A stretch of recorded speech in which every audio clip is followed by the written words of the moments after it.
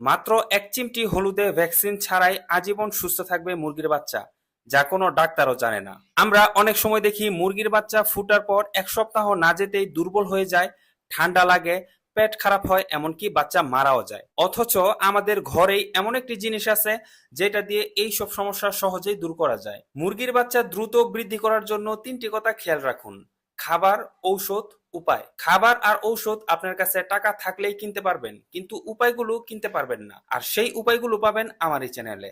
তাই ভিডিওটি যদি ভালো লাগে তাহলেই একটি লাইক ও চ্যানেলটি সাবস্ক্রাইব করবেন, না হলে করার দরকার নেই। মুরগির বাচ্চাকে দ্রুত বৃদ্ধি ও দীর্ঘজীবী রাখার জন্য অনেকগুলো উপায় আছে। এর মধ্যে অন্যতম একটি উপায় হলো হলুদ। এটি অনেক দিন ধরে প্রাকৃতিক অ্যান্টিবায়োটিক এবং অ্যান্টি ইনফ্লেমেটরি হিসাবে ব্যবহার হয়ে আসছে। তাছাড়াও হলুদে থাকা কারকিউমিন নামক উপাদান শরীরে রোগ প্রতিরোধ ক্ষমতা বাড়ায়, যা মুরগির বাচ্চাদের ভাইরাস ও ব্যাকটেরিয়ার সংক্রমণ থেকে রক্ষা করে। এখন প্রশ্ন আসতে পারে, কারকিউমিন আবার কি?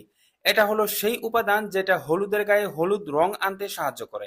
এর পাশাপাশি ডায়রিয়া, বদহজম বা আমাশা জাতীয় রোগ প্রতিরোধে হলুদ খুব কার্যকরী ভূমিকা পালন করে। ঠান্ডাজনিত সমস্যা যেমন ঠান্ডা লেগে জ্বর বা সর্দি হওয়া থেকেও বাঁচায়। এবং বাচ্চাদের মধ্যে ছোটখাটো আঘাত বা পায়ের ব্যথা হলে হলুদ রক্ত পরিষ্কার রেখে ভিতর থেকে ক্ষত সারিয়ে তুলতে সাহায্য করে। এবার আসুন জানি মুরগিকে কিভাবে হলুদ খাওয়াবেন।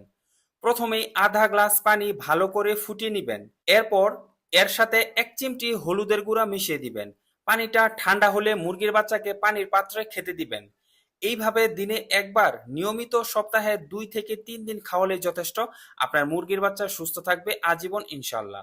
যারা বলেন আমার মুরগির বাচ্চা পানি খেতে চায় না, আপনি চাইলে খাবারের সাথেও মিশিয়েও এটা দিতে পারেন, তবে পানির সাথে দিলেই কার্যকারিতাটা বেশি পাওয়া যায়। এর পাশাপাশি দেশি মুরগির বাচ্চাকে আজীবন সুস্থ রাখতে চাইলে বাচ্চা জন্মের পর থেকেই বাচ্চাকে সিবিট খাওয়াতে পারেন এইভাবে, যা আমি এই ভিডিওতে বিস্তারিত আলোচনা করেছি।